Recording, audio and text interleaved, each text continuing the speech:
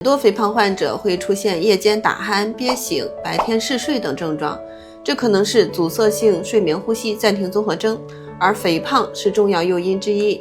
肥胖的人因为多余脂肪常堆积在颈部，使上呼吸道变窄，睡眠时肌肉放松，进一步加重气道狭窄甚至堵塞。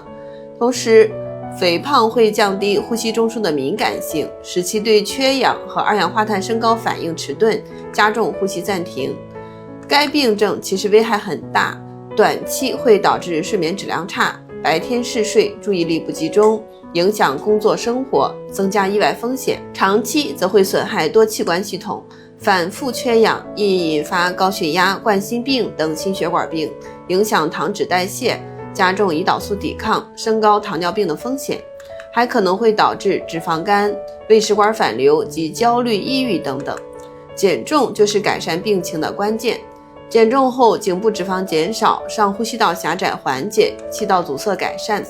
研究显示呢，体重减轻10%到15%，可以显著的缓解症状，减少打鼾和呼吸暂停的次数，而且减重能改善整体代谢，降低并发症的风险，提高睡眠质量和生活质量。总之呢，肥胖人群需要重视这个问题，出现症状及时就医，积极减重对改善病情和维护健康至关重要。